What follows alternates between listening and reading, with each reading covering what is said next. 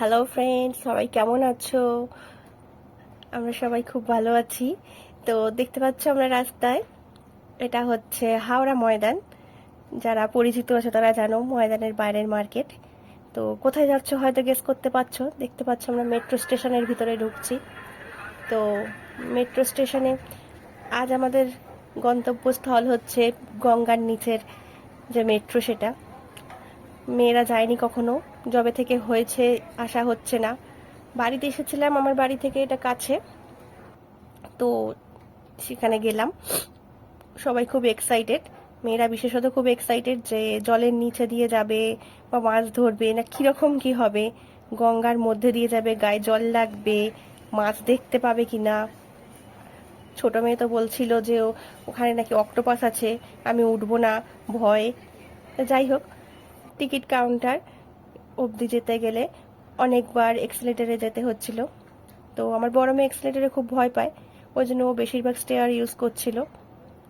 আর আমরা তো ছিলাম, ছোটো মেয়ে আবার এক্সিলেটারে ওঠার জন্য খুব এক্সাইটেড থাকে। দেখতে পাচ্ছেন এটা ভিতরটা খুব সুন্দরভাবে সাজানো গোছানো, একদম নিট অ্যান্ড ক্লিন। প্রধানমন্ত্রীর বিকশিত ভারতের এক উল্লেখযোগ্য জিনিস এবং প্রধানমন্ত্রীর স্বপ্ন বলা যেতে পারে, যেটা নিজে চোখে না দেখলে বিশ্বাস করা যায় না যে অভূতপূর্ব একটা জিনিস কিভাবে হয়েছে।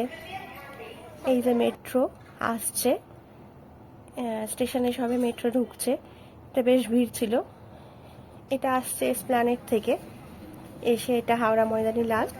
আপাতত পুরোটা তো এটা চালু হয়নি, পুরো রুটটা আপাতত এসপ্ল্যানেড অব্দিই যাচ্ছে। তো এই আমরা উঠে পড়েছি। এই যেটা মেট্রোর ভিতরটা দেখাই একটু। খুব একটা বিশেষ ভিড় ছিল না, কারণ এটা ছিল স্যাটারডে, স্যাটারডে ইভিনিং টাইম ছিল।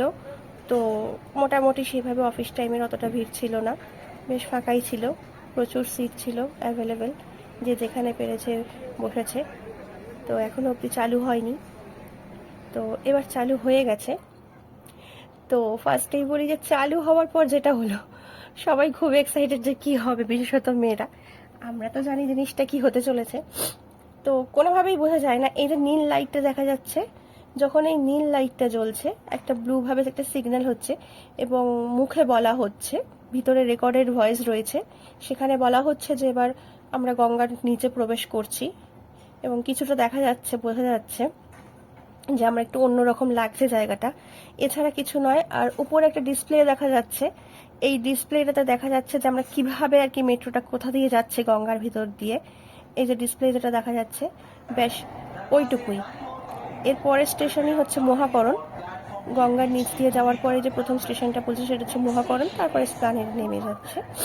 তো এখানে যেটা হচ্ছে, তো আর কিছুই নয়, ব্যাস হয়ে গেছে।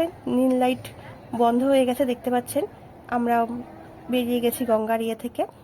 এবার মহাকরণের পর আমরা নিচে নামবো স্টেশন থেকে।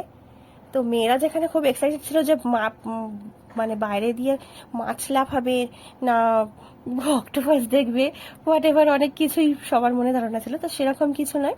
কিন্তু এক্সপিরিয়েন্সটা ভালো, নতুনত্ব একটা জিনিস, অনেক কিছু ভাবার পরও। বাস নর্মাল মেট্রোর মধ্যে, আলাদা কোনো কিছু নেই, কিন্তু খুবই পরিষ্কার, খুবই সুন্দর, নিট অ্যান্ড ক্লিন একটা প্ল্যাটফর্ম, সব কিছু। এই যে আমি ঘুরিয়ে দেখিয়ে দিচ্ছি, যেহেতু বললাম আগেই যে স্যাটারডে ইভিনিং ছিল, তাই মোটামুটি বেশ ফাঁকাই ছিল। আমরা ইচ্ছা মতো সেলফি তুলতে পেরেছি বা ঘুরতে পেরেছি নিজেদের মতো। আর ছোটো মেয়ে তো বারবার শুধু পেয়েছে একটা দিদিকে নতুন, ওর সাথে খালি ওই এক্সিলেটারে যাওয়া আসা করছে। এবার আমরা বেরিয়ে পড়েছি ওখান থেকে। তো বেশ ভালো লাগলো, প্রধানমন্ত্রীর ভাবনা, তার স্বপ্ন। ওখান থেকে বেরিয়ে হাওড়া ময়দানে যারা গেছেন তারা জানেন, ওখানে একটা সিলেদার্স রয়েছে, সিলেদার্সের একটা শোরুম রয়েছে। তো ছোটো মেয়ের জুতো কেনার জন্য একটু যাওয়ার ছিল, কিন্তু গিয়েছিলাম, বাট ওর পছন্দ হয়নি খুব একটা, কারণ মোটামুটি আমরা তো স্প্ল্যানেডে যাই, ওখানে কালেকশন প্রচুর বেশি, তো এখানে সেভাবে নেই। যেটা পছন্দ হচ্ছিল সাইজে আসছিল না, তখন অবধি তো পুজোর কালেকশন আসেনি, তাই। তো অনেকটাই কিছু কয়েকটা পরে দেখেছে, দেখলো, ট্রাই করলো, বাট হলো না। ওকে বেরিয়ে আসলাম।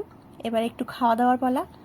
ওই এক একজনের এক এক রকম চয়েস। আমি একটু পিছনে বসেছিলাম কারণ তখন অবধি সিটটা পাওয়া যায়নি, ওর ওদিকটা বসেছিল, আমি ব্যাকে একটু ছিলাম, থেকে ওখান থেকে ভিডিও করছিলাম। কেউ মোগলাই, কেউ মোমো, কেউ ফিশ ফ্রাই এরকম। তো কেমন লাগলো আমাদের মেট্রো যাত্রার ভিডিও অবশ্যই কমেন্ট করে জানিও। সবাই খুব ভালো